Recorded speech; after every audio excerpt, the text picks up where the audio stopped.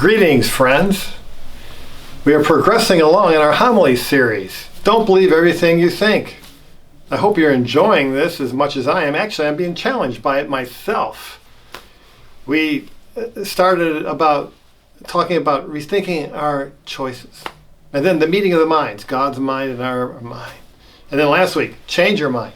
This week, something to think about. Now, what is it that we are to think about? Well, our readings have to do with vineyards. And in Isaiah, we see him going out amongst the people, and he starts singing a love song, and everybody thinks, oh, wow, Isaiah's in a good mood today. He's singing a love song. He's singing a love song about his beloved who builds a vineyard. Oh, wow, okay, vineyards are nice. And so explains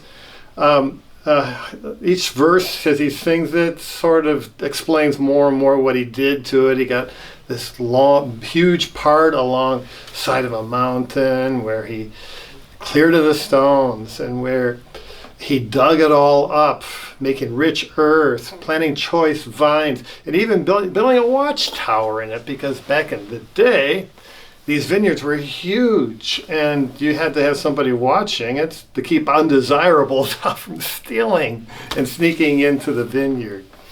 And everything is set up just right. He's expecting to get a wonderful yield. And so he comes, and what happens? He finds that instead of nice, luscious grapes, there's baoshim. That's the Hebrew word for stinky things, rotten grapes, sour grapes, my goodness. Okay, that's not what you expect.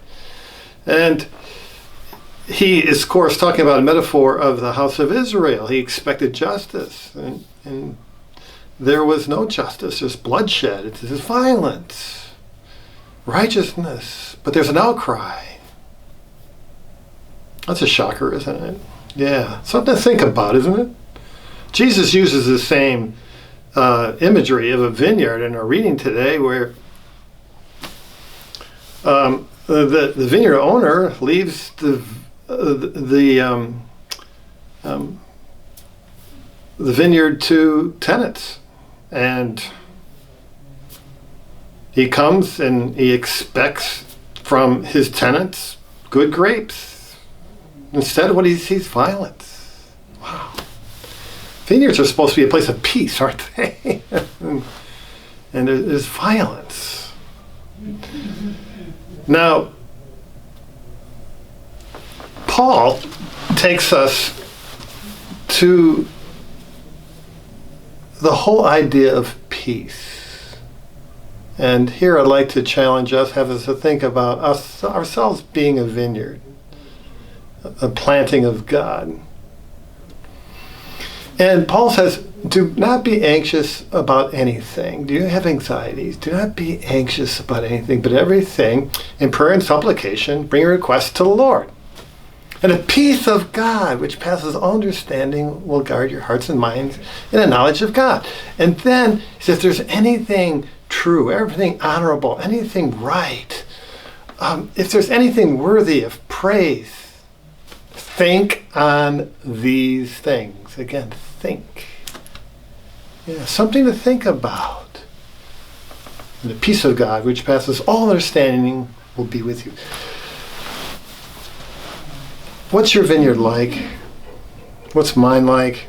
Is it full of anxiety? These are anxious times, aren't they? Yeah. Well, Jesus is challenging us to think about your vineyard. Yeah, something to think about.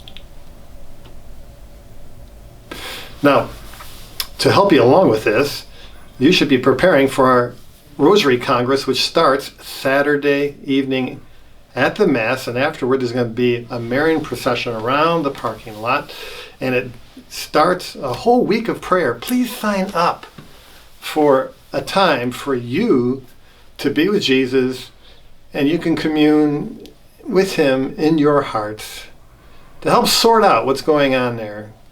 Something to think about, right? I hope there's peace in your vineyard. God bless.